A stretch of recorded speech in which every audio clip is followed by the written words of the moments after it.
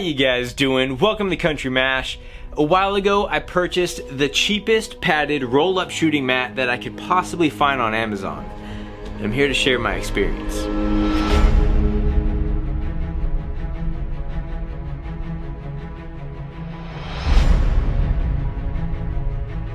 Alright, so those of you guys who've been following the channel for a while now know that I like to shoot long range. It's kind of what I do.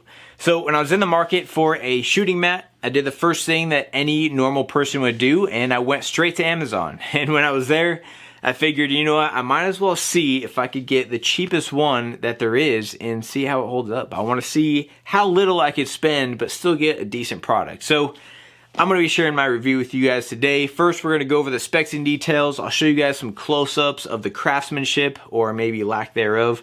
And then I'll share with you guys my experience and the pros and cons. And if you guys want to purchase one of these guys at any point in the video, there will be some links down in the description box below. You guys know how much those affiliate links do help the channel, so those will be down there for you guys if you want to buy one of these. So the shooting mat that I found is the NC Star VISM padded roll-up shooting mat. It rolls up to be about 19.5 inches long and about 8.5 inches tall. Opened up, it's about 69 inches by 35 inches, so it's a fairly good size.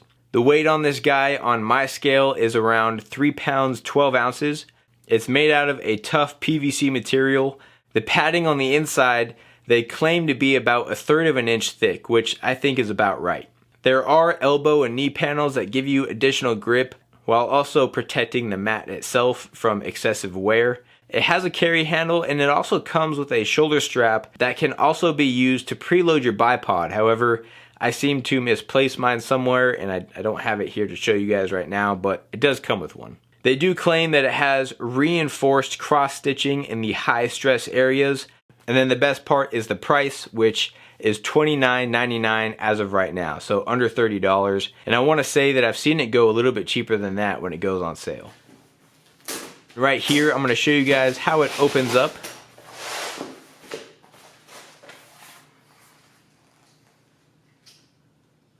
And then the roll-up process is fairly easy. I like to roll it up the way that it was shipped to me, which is folding in the sides, folding the bottom up a little, and then rolling it from there.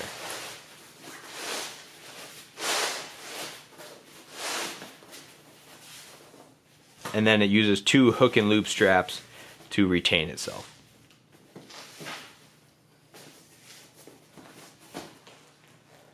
Alright, so it all sounds great and all, but how has it fared through actual use? Well, I've had this for quite a while now, and I've used it a lot, like a lot. I've used it in the bed of my truck, I've used it on the ground, I've used it in wet conditions, and honestly, the one takeaway I have is this thing is freaking comfortable to use. The padding in this thing is just, it's really nice. And so that's kind of where you get that bulkier size, is that it does have pretty thick padding in it. So it's obviously going to be a give and take with that. If you want something more compact than this, then you're probably going to have less padding. But this thing is super comfortable. The other thing I like about it is its size when it's opened up. I'm about 6'1", and I fit very comfortably on this mat. I've never thought to myself, man, I wish this thing was a little bit bigger so I had more room. I've honestly always had plenty of room using it. One of the other pros to its size when it's rolled up is that you can actually use it as a shooting rest. It may not hold its shape as good as a sandbag or anything, but in a pinch it does work as a support. Whether you have it up like this or laying down like this, you can definitely use it as a shooting rest. I also think for its size, the weight of it is pretty good. I know 3 pounds 12 ounces seems heavy, but for something of this mass and this size, it really does feel super light, and the weight has never been an issue for me. It's not like I'm throwing this in a bag and going on sniper missions and stuff like that. I honestly I'm heading out to the range to shoot long range and having fun and testing gear with this guy.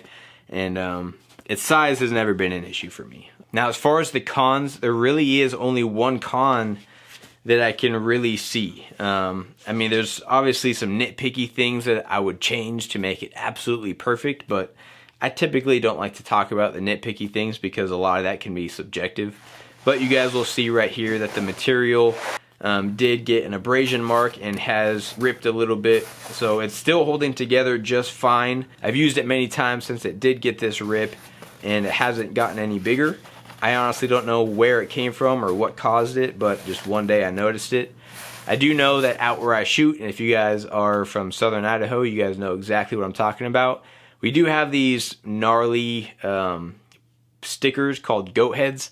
They're pretty big and nasty, and they'll really cut you. And when I used to use foam shooting mats, you couldn't even use those on the ground because the entire underside would get covered.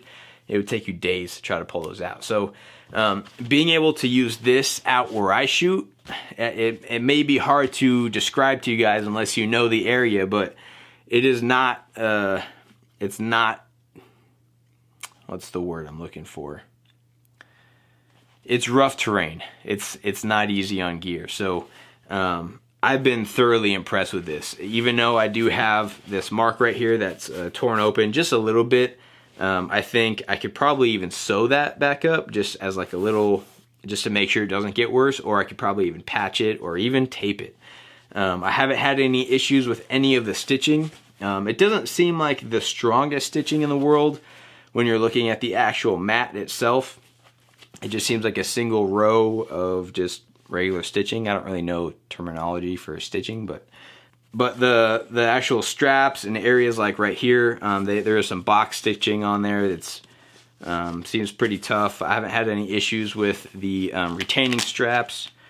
They've been fine. So really, other than the actual material tearing on the underside of the mat, I've had no issues with this thing. So when this mat finally does decide to completely give out on me, I think I'm gonna buy another one, because it's for the money, it's totally worth it. If this was maybe 50 bucks, I would say absolutely not worth it at all. But at under $30, this thing is totally worth it. So I will have a link down in the description box if you guys are interested. And they do have different colors too, like I mentioned. Some of the colors I think might be a couple bucks more, and then some of the colors are the same price as this one right here.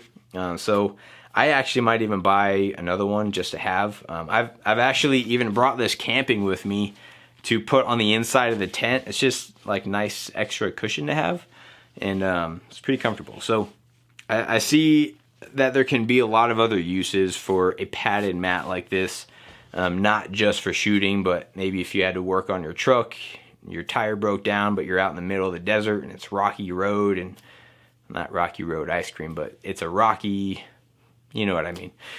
A padded mat is just nice to have, and if it's under 30 bucks, I mean, this thing could go a long way. I think you guys know what I'm trying to get at. So that's it for my review, guys. I think it's worth it. I like it. I do like it a lot. So if you guys enjoyed the review, go ahead and hit that like button. Thank you for everyone who subscribed to the channel. You guys seriously rock. We're coming up on 15,000 subscribers any day now, or at least hopefully soon. This channel is growing super fast, and it's honestly all because of you guys, so thank you. I hope you guys have a great rest of your day, and I'll see you next time.